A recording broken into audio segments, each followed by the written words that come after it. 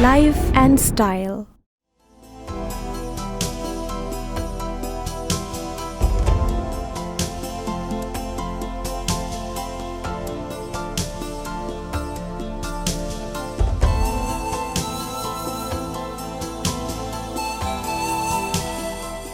Shibana nakta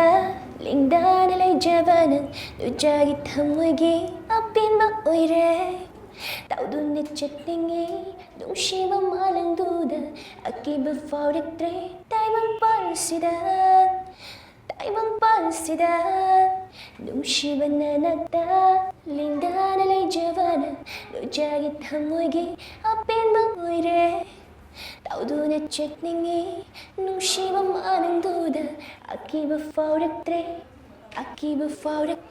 taibang palsida lejan sunaya rabi.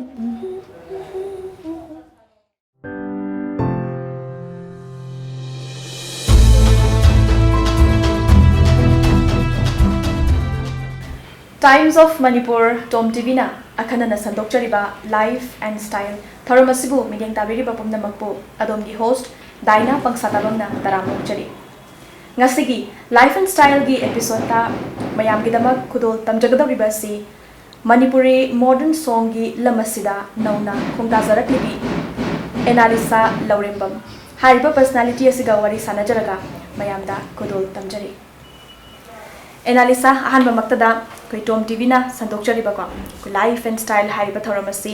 Manipur da lariba tungan ba personality aduga subject oiro masdaista Manipur si promote taunana bagi platform haiba tare adugumba thoramamani ngasi khoi gi episode asida saruk gya pibagi damakta ahanba maktada khoi gi taramna ukjari nya so ngai phong thok sari adudi khoi gi wari si haudring eta ko Analisha gi marik chumba koi introduction sa adu hana koi khangsake agi ming Analisha Lourembam aduga laifamna uripok basespati lekai aduga agi baba pokpagi mingna RAJKUMAR hai su khangne salai gi music drummer makhangni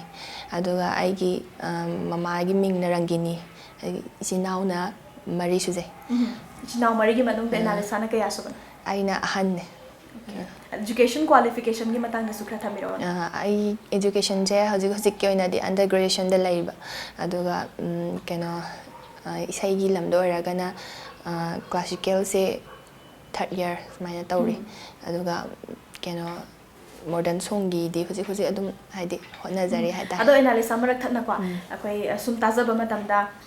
Manipuri modern song se da tang tan hai tare hojik si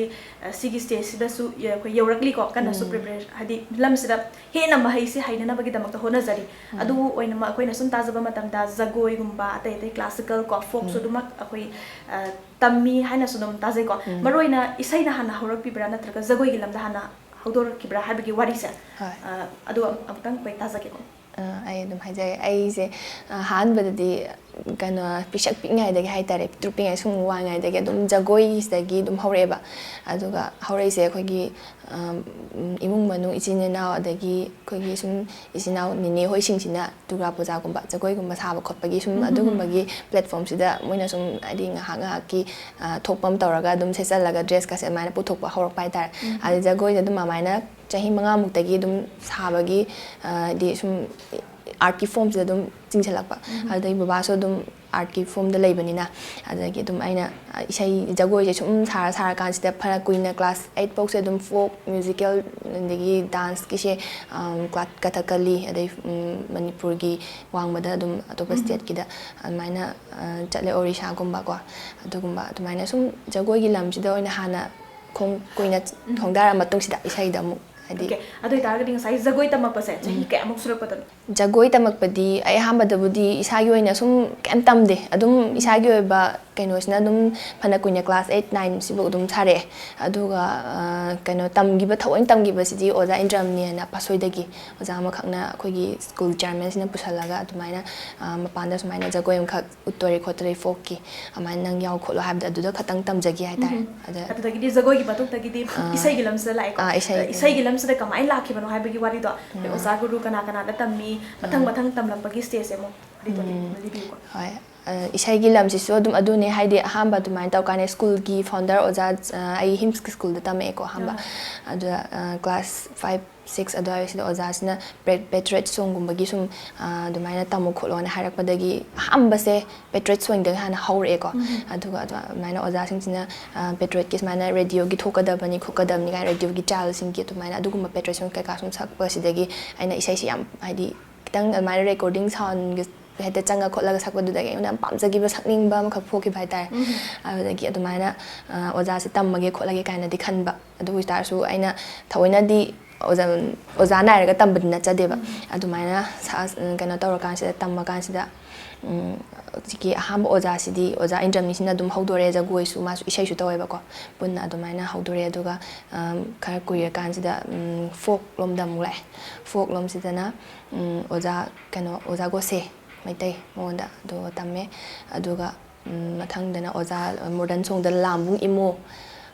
ꯃꯌꯥꯝ ꯈꯪꯅꯕꯅꯦ ꯑꯗꯣ ꯂꯥꯝꯕꯨꯡ ꯏꯃꯣ ꯃꯉꯣꯟꯗ ꯍꯥꯟꯅ ꯇꯝꯃꯦ ꯑꯗꯨꯒ ꯑꯍꯥꯟꯕꯒꯤꯗꯤ modern ꯁꯣꯡꯗ ꯈꯣꯡꯗꯥꯔꯛꯄꯁꯦ ꯑꯣꯖꯥꯗ ꯂꯥꯝꯕꯨꯡ ꯏꯃꯣꯗꯒꯤ ꯍꯧꯔꯦ ꯑꯗꯨꯒꯤ ꯃꯊꯪꯗ ꯐꯣꯛꯁꯦ ꯑꯗꯨꯝ ꯃꯈꯥ ꯇꯥꯅ ꯃꯔꯛ ꯑꯃꯨꯛ ꯂꯦꯞꯄ ꯑꯃꯨꯛ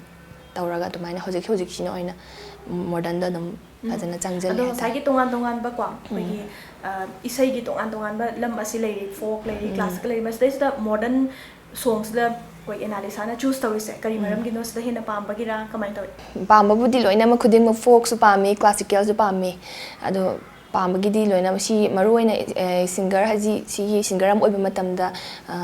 ꯆꯪꯉꯤꯕ ꯃꯆꯥꯛꯁꯤꯡꯁꯦ ꯂꯣꯏꯅꯃꯛꯇꯤ ꯂꯣꯏꯅ ꯆꯪꯉꯦꯕꯀꯣ ꯑꯗ ꯂꯣꯏꯅꯃꯛꯇꯤ ꯇꯝꯅꯤꯡꯉꯦ ꯍꯩꯅꯤꯡꯉꯦ ꯍꯦꯟꯅ ꯄꯥꯝꯃꯤꯁꯤꯅ ꯁꯨꯝ ꯃꯌꯥꯝꯗ इनकरेज ꯍꯥꯏꯗꯤ ꯄꯔꯐꯦक्ट ꯑꯃꯈꯛꯇꯪ ꯑꯣꯏꯅꯤꯡꯕꯒꯤꯗꯃꯛꯇ ꯍꯥꯏꯗꯤ ꯃꯌꯥꯝꯅ ꯈꯪꯕꯤꯕ ꯁꯛꯈꯪꯕ ꯑꯃ ꯑꯣꯏꯅꯕꯒꯤꯗꯃꯛꯇ ꯁꯤꯒꯤ ꯀꯩꯅꯣꯁꯤꯗ ꯍꯥꯏꯗꯤ ꯃꯣꯗꯔꯟꯁꯤꯗ ꯍꯦꯟꯅ ꯆꯤꯡꯁꯟꯅꯤꯡꯕ ꯍꯥꯏꯇꯥꯔꯦ ꯑꯩꯅ ꯈꯔ ꯄꯥꯝꯕ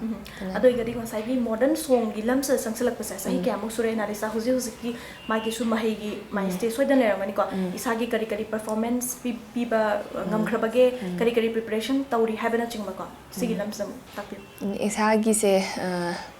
ꯄꯔꯐꯣꯔꯃꯦꯟꯁꯁꯦ ꯏꯁꯥꯒꯤ ꯑꯣꯏꯅ ꯍꯥꯏꯗꯤ ꯐꯤꯂꯝꯒꯤꯗ ꯑꯃꯅꯤ ꯁꯛꯈ꯭ꯔꯦꯕꯀꯣ ꯐꯤꯂꯝꯒꯤꯁꯤꯅ ꯑꯣꯖꯥ ꯒꯣꯄꯤ ꯀꯣꯛ ꯑꯣꯖꯥ ꯒꯣꯄꯤꯅ ꯄꯨꯁꯜꯂꯒ ꯄꯤꯔꯥꯡ ꯐꯤꯂꯝꯁꯤꯗ ꯑꯃ ꯁꯛꯈ꯭ꯔꯦ ꯑꯗꯒꯤꯗꯤ ꯊꯝꯃꯣꯏ ꯑꯅꯤ ꯑꯗꯨꯃꯥꯏꯅ ꯁꯛꯑꯦ ꯑꯗꯨꯒ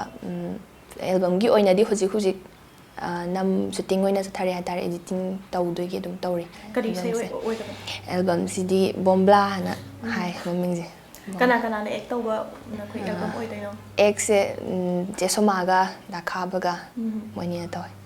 ꯑꯗꯨꯗꯤ ꯇꯥꯟꯖꯥꯁꯤꯀꯣ ꯂꯧꯖꯔꯒ ꯑꯩꯈꯣꯏ ꯔꯤꯂꯤꯁꯇꯤ ꯇꯧꯗ꯭ꯔꯤ ꯑꯗꯣ ꯑꯣꯏꯅꯃꯛ ꯑꯩꯈꯣꯏ ꯏꯁꯩ ꯃꯇꯦꯛ ꯍꯧꯖꯤꯛꯀꯤ ꯕꯣꯝꯕ꯭ꯂꯥ ꯍꯥꯏꯕꯁꯦ ꯃꯌꯥꯝꯗ ꯈꯨꯗꯣꯜ ꯇꯝꯕꯤꯁꯤ ꯏꯁꯩ ꯃꯌꯦꯛꯁꯦ ꯌꯥꯝꯅ ꯍꯥꯏꯗꯤ ꯈꯤꯇꯪ ꯃꯌꯥꯝꯅ ꯍꯥꯏꯅꯗꯕ ꯃꯑꯣꯡꯒꯤ ꯏꯁꯩ ꯃꯌꯦꯛ ꯑꯣꯏꯌꯦꯕꯀꯣ ꯍꯥꯏꯗꯤ ꯂꯩꯇꯣꯟꯗ ꯍꯥꯏꯕꯗꯁꯨ ꯈꯤꯇꯪ ꯅꯨꯡꯉꯥꯏꯇꯦ ꯑꯗꯣ ꯍꯥꯏꯐꯦꯠ ꯉꯪꯉꯛꯀꯦ ꯂꯩꯀꯣꯜ ꯈꯨꯗꯤꯡ ꯆꯪꯕ ꯈꯣꯏꯃꯨ ꯑꯣꯏꯔꯕ ꯊꯃꯣꯏ ꯑꯁꯦ ꯄꯤꯊꯣꯛꯄꯗꯤ ꯉꯝꯖꯗ꯭ꯔꯦ ꯈꯪꯉꯨ ꯄꯤꯔꯣꯏ ꯍꯦꯛꯇ ꯄꯤꯊꯣꯛꯄ ꯌꯥꯗꯦ ꯅꯨꯄꯤꯕꯨ ꯃꯃꯜ ꯂꯩꯇ ꯂꯧꯍꯜꯂꯣꯏ ꯑꯩꯍꯥꯛꯇꯤ ꯄꯤꯔꯣꯏ ꯋꯥꯈꯜꯁꯦ ꯇꯥꯍꯟꯈꯤꯅꯤ ꯍꯥꯟꯅ ꯇꯥꯠꯀꯤ ꯃꯇꯝꯁꯤꯒꯤ ꯈꯣꯏꯃꯨꯒꯤ ꯆꯤꯔꯣꯜꯁꯤꯡ ꯇꯥꯕꯤꯗꯦ ꯅꯥꯀꯣꯡ ꯆꯤꯠꯍꯜꯂꯦ ꯅꯥꯀꯜ ꯑꯃꯗ ꯇꯥꯔꯕꯁꯨ ꯁꯣꯝꯗ ꯐꯥꯎꯗꯣꯛꯈ꯭ꯔꯦ ꯈꯪꯖꯗ꯭ꯔꯦ ꯀꯣꯛꯁꯦ ꯆꯥꯏꯍꯜꯂꯦ ꯂꯝꯍꯦꯟꯕ ꯈꯣꯏꯃꯨ ꯑꯣꯏꯔꯝꯂꯕꯗꯤ ꯅꯈ꯭ꯋꯥꯡꯗ ꯊꯨꯗꯦꯛꯇꯨꯅ ꯑꯃꯨꯛꯇꯪ ꯇꯥꯟꯊꯣꯛꯀꯦ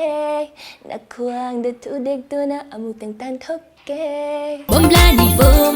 ꯕꯣꯝꯕ꯭ꯂꯥꯅꯤꯅꯦ ꯕꯣꯝꯕ꯭ꯂꯥ ꯅꯨꯄꯤꯒꯤ ꯊꯝꯃꯣꯏꯁꯤꯗꯤ ꯕꯣꯝꯕ꯭ꯂꯥꯅꯤꯅꯦ ꯕꯣꯝꯕ꯭ꯂꯥ ꯃꯣꯗꯔꯟ ꯁꯣꯡꯁꯤꯒꯤ ꯃꯇꯥꯡꯁꯤꯗꯀꯣ ꯑꯦꯅꯥꯂꯤꯁꯥꯒꯤ ꯑꯣꯏꯕ ꯑꯣꯄꯤꯅꯤꯌꯟ ꯍꯧꯖꯤꯛ ꯃꯅꯤꯄꯨꯔꯗ ꯂꯩꯔꯤꯕ ꯁ꯭ꯇꯦꯖ ꯍꯥꯏꯇꯥꯔꯦꯅꯦ ꯀꯔꯤ ꯍꯥꯏꯕꯤꯅꯤꯡꯉꯤ ꯍꯧꯖꯤꯛ ꯐꯤꯕꯝꯁꯤ ꯀꯃꯥꯏꯅ ꯂꯩꯒꯦ ꯍꯧꯖꯤꯛꯀꯤ ꯐꯤꯕꯝ ꯍꯥꯏꯇꯥꯔꯦ ꯏꯁꯩ ꯃꯣꯗꯔꯟ ꯁꯣꯡꯁꯦ ꯑꯅꯝꯕꯅ ꯍꯥꯟꯅꯒꯤ ꯑꯩꯈꯣꯏ ꯑꯣꯖꯥ ꯒꯨꯔꯨꯁꯤꯡ ꯁꯛꯄꯤꯔꯛꯄ ꯍꯥꯏꯗꯤ ꯑꯣꯖꯥ ꯏꯃꯣ ꯍꯣꯏꯅ ꯑꯗꯒꯤ ꯑꯣꯖꯥ ꯖꯤꯇꯦꯟ ꯍꯣꯏ ꯃꯣꯏꯅ ꯁꯨꯝ ꯇꯥꯛꯄꯤ ꯇꯝꯕꯤꯔꯛꯄ ꯃꯇꯝꯗ ꯃꯣꯏꯒꯤ ꯍꯥꯏꯗꯤ ꯔꯁ ꯍꯥꯏꯇꯥꯔꯦ ꯁꯨꯔꯒꯨꯝꯕ ꯑꯣꯏꯔꯣ ꯑꯃ ꯑꯣꯏꯔꯣ ꯂꯣꯏꯅꯃꯛꯁꯦ ꯈꯦꯠꯅꯔꯦ ꯌꯥꯝ ꯊꯤꯅ ꯍꯧꯖꯤꯛꯀꯗꯤꯀꯣ ꯑꯗꯣ ꯑꯩꯅ ꯄꯥꯝꯖꯕ ꯍꯥꯏꯔꯒꯗꯤ ꯍꯥꯏꯗꯤ ꯏꯁꯩꯁꯦ ꯈꯤꯇꯪ ꯚꯦꯂꯨ ꯑꯣꯏꯕ ꯑꯗꯨꯝ ꯍꯣꯏ ꯃꯌꯦꯛꯇ ꯑꯣꯏꯔꯣ ꯑꯦꯅꯤ ꯁꯛꯄꯕꯨꯗꯤ ꯃꯌꯥꯝ ꯍꯥꯏꯗꯤ ꯁꯛꯅꯤꯡꯕ ꯃꯑꯣꯡꯗ ꯑꯗꯨꯝ ꯁꯛꯄ ꯌꯥꯏ ꯑꯗꯨꯁꯨ ꯈꯤꯇꯪ ꯑꯩꯅ ꯑꯣꯏꯅ ꯄꯥꯝꯖꯕ ꯍꯥꯏꯔꯒꯗꯤ ꯃꯌꯦꯛꯇ ꯑꯣꯏꯔꯣ ꯈꯤꯇꯪ ꯃꯌꯥꯝꯗ ꯃꯦꯁꯦꯖ ꯄꯤꯕ ꯑꯗꯨꯒꯨꯝꯕ ꯈꯤꯇꯪ ꯑꯗꯨꯝꯕ ꯃꯑꯣꯡꯗ ꯁꯛꯍꯟꯅꯤꯡꯉꯦ ꯍꯥꯏꯇꯥꯔꯦ ꯁꯛꯑꯒꯁꯨ ꯏꯁꯩꯁꯦ ꯍꯥꯏꯗꯤ ꯚꯦꯂꯨ ꯌꯥꯎꯗꯕꯤꯗ ꯑꯗꯨꯝ ꯑꯃꯔꯣꯝꯗ ꯄꯨꯡꯂꯥꯡ ꯂꯥꯡꯖꯔꯒ ꯆꯠꯈꯤꯕꯁꯦ ꯄꯥꯝꯗꯕ ꯍꯥꯏꯇꯥꯔꯦ ꯍꯥꯏꯗꯤ ꯈꯤꯇꯪ ꯃꯌꯥꯝꯗ ꯃꯦꯁꯦꯖ ꯄꯤꯔꯒ ꯈꯣꯠꯂꯒ ꯏꯁꯩꯗꯨꯒꯤ ꯀ꯭ꯋꯥꯂꯤꯇꯤꯗꯣ ꯈꯤꯇꯪ ꯂꯩꯍꯟꯕ ꯑꯗꯨꯒꯨꯝꯕ ꯏꯁꯩ ꯈꯤꯇꯪ ꯄꯥꯝꯃꯦ ꯍꯥꯏꯇꯥꯔꯦ ꯑꯩ ꯑꯗꯣ ꯇꯨꯡꯗ ꯀꯔꯤ ꯑꯩꯈꯣꯏꯒꯤꯀꯣ ꯄ꯭ꯔꯤꯄꯦꯔꯦꯁꯟ ꯍꯥꯏꯇꯥꯔꯦ ꯃꯣꯗꯔꯟ ꯁꯣꯡꯒꯤ ꯂꯝꯁꯤꯗ ꯑꯗꯨꯝ ꯆꯪꯁꯤꯟꯒꯦ ꯍꯥꯏꯅ ꯑꯗꯨꯝ ꯈꯟꯕꯤꯔꯕ꯭ꯔꯥ ꯅꯠꯇ꯭ꯔꯒ ꯉꯁꯥꯏ ꯐꯣꯛ ꯀ꯭ꯂꯥꯁꯤꯀꯜꯁꯨ ꯇꯝꯃꯦꯅ ꯍꯥꯏꯕꯤꯈꯤꯀꯣ ꯃꯁꯤꯗꯩꯁꯤꯗ ꯗꯤꯁꯤꯖꯟꯁꯦ ꯀꯃꯥꯏꯅ ꯂꯧꯕꯤꯗꯣꯏꯅꯣ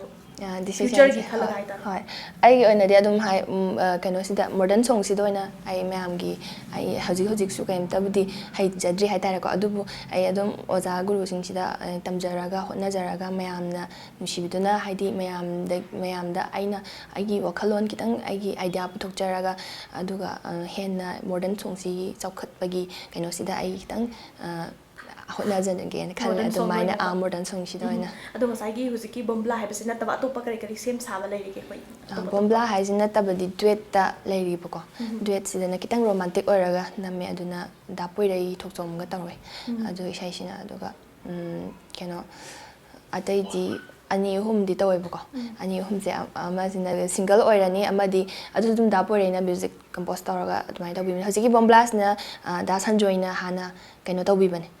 bombla gi sina ko hana mana hana composer obi bai tar adu da bi back ali chung tham mana tawbire aduga isai sigi album sigi oina mainly direction bibi base keno ozar daro chung tham mana tawbi bane ko script digana script haise ai kan lyrics oina hai tare ko lyrics oina tawra ai isana dum izagi bane sai bai exis dum adu atai koi gi ira ka thamba gum ga di lairabra koi yum da sum oraiba hoi ai anamana hojiki anamana ai isai singse ai kem tabudi haibudi jade adu so aina kitang haidi message pinning mushe mina hitang oja guru khoi de hen babudi myam budi leiriba ko adu ai char aina pamjaba kitang choose oiba poche ai sana dum ijaraga dum aina ai hojiki isai duet chi so aina ijabane hojiki da porina tawriba se aduga ainamana ai hojik semi be isai singse ai ngata aina lyrics na isana lo ijaba ngata okay adu dinga sagi folk ko classical myam lei khoi gi viewers ki dama ko da khoi gi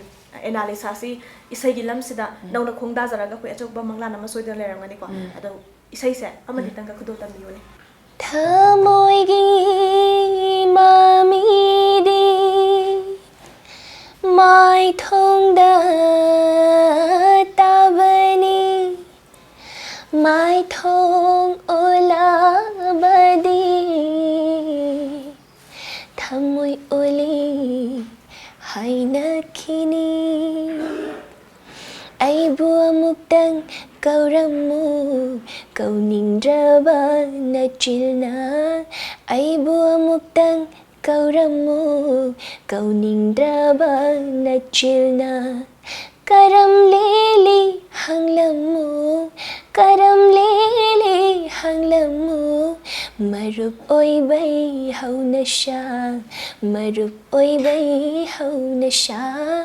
ai bua muktang kauramu kaunindraba na chilna si am pamjaba aina aduga folk ki sidi ai idea ai se luhongbagi su kaba adum chacharame ba luhongbagi jago she moina pothoga ado sida tammi sigi sai si oina lokhatlaga mate ma saksarake hungna ning na ning na wong ni na yai ni hungna ning na wong ning na wong ni na yai ni Disina khoi gi luhongbagi kaino mate haidar kaino luhong hambagi hodopagi adugumba gine foki oina hajigi kangla nonglayan pakhangba haibane ko mese khoi gi nongdalayan pakhangba bu sai thajaba shaime khoi gi thaina gi londa oina sakpai shaine ba sisina kangla nonglayan pakhangba shindring kupteng pakhangba kangla nonglayan pakhangba koro thakta buying laga koro thakta buying laga nong to lai ren pakhangba malim thakta uraga malim thakta uraga nong ta lai ren pakhangba Kangla nong leyan pakhangba. Yam nungaizay Analisha ko mayam gidamak isay matek kudol tambiri adu Analisha isay gilams dane participation have tare mapalam or Manipur da sinba tungan ba competition or also ba ko event or to the sarugya ba gumalera gadi to sukrai ai isay hamada ina sa hajegi ba folk musical dance ki haitare asi hoi hamada bodi laharaba gumba jagoi adu magi da dum saruk yare ko aduga mainly aina yanjagi ba sina Orissa da katakali ozana engage store oza indramnina ado hamba su ojegi class 5 swai dai chatle ba ko anga yam oire adu matamda hamba dance ki chatle dance ki katakali su sawana toga kogi Manipur gi khamba thoi bi jagoi gi adu gumagi group oina thoga dumaina sage khoi dum second dumaina tajagi ba ko adu ai katakali dana first tagi adu maina taugi aduga aise aina pamjabai chang se yum da su dum hairam de haidi aina dumaina jagoi gumbai sai gumba chapase khogi school gi mai function am tawdure ka haraga yumda baba hoi mama hoi da haidi habit khangale aduga khangalaga su yara oi da bado chat mapan yaw se chat pas ya da me khogi German sing si ga DVD boarding hosting si ga de khoi dum gyan understanding leina ba tu main tawraga ise chatle adu maina adu hamba oi aduga mathang dana competition macha macha isagi haitare ko patriot song gumba irabodi gi gumba adu gumba gi me ama tawre aduga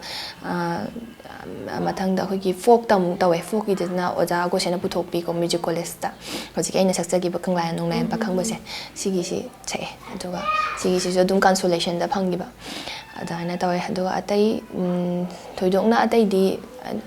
thoidokna di idea atai di competition gumba di yaudre ba ko adu participate like koi light chongi participate tawba gi damak tadi yam chatle baba je ko gi chalai sargam chalai gi music drummer ne ba mana tawak magi support magi kano gi magi through the ya tare mai satra sing chin mai na chachi ko cha kana baba matung sum pi ngai da dum inare bai se ai bu thoina ai takpi ba di thoina oja di leijada ga ai gi thoina bu thok pirak ba haraga di ai baba sin ja oina kano haijage baba na ji bu thok pire khot sam sam adum angang oi ngai di bu thok pire ba ko mai stage gi mana mana ai ngon da thim pi base mana hek isai program lei khole kana pu bu khopa sum chat bai dai adugumba stage ta binga dai thokpa sidagi aina sum isai ji mai taw boira kai khangaga aingonda am pamjaba ataina dagi sakningi bane ba isai je adana tang spotlight performance outside ta dum kano che sumawai chitra hoi torga dum chatmi nei adagi baba na program conduct toraga adana Orissa chatle Assam chatle aduga Lucknow chatle Guwahati chatle adugumba khara chatle Analisha ko modern Manipuri song gilam sida ko hen sumai pak pa oiraga ko afauba artist sama hai tare ne ko adu oiba adu magambiyo adu koi ngasai under graduation ne su haibiri ko adu isai gi lam ma leire ngasai gi larik lai su gi lam sida ani se kamaina Analisha se huzik like se du makha sathabiri bra kamain to ba ki stage lai ai je ahoi CD artist khuding makki dum oirani bu ko hoi ai ani makti dum level ama khakta thamninge ga su hena pukning lupsan gi basidi isai rom da sum janghan ki banina adum like so ai tawde haba budina ta ba ko ai ngonda kaino budi dum leijaraga su mai gi important mostly aina kok thada basidi adum isai rom da hena chatle aduga lyrics sida so dum class kumbadi dum chatle adu hosi class se krai waida tambirino ai je liberal tamba adu second year adana ado ai je kaino tawde habdi isai sida dum chara su tha su dum isai gi wakhanda dum lei bai taw tar adu lyrics se makhadi yamna hana su dum hana dagi su dum lyrics se pamdi pamjarak pone ba adu su hena sumda sum isai rom dum chatki basa khoi imung gi mina su adi pra nga abdi kaino ma lyric rom da am thawai yaw ma isai rom da dum kaino pusan gi na adu dana kya su thoina su haidre aina isai rom da dum haidi hoji ki oina isai sida dum wakhal sadai ai tar adigi Analisha no madane ko isai se ko hoji sina hoji ki oina presently ko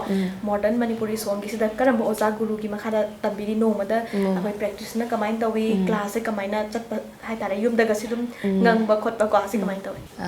ai hana budi handak sina ai tha ani mukta ngairi ba ko hoji se tha ani muk ngairi oza bidapti da chachaba tha handak se nauna chachaba ne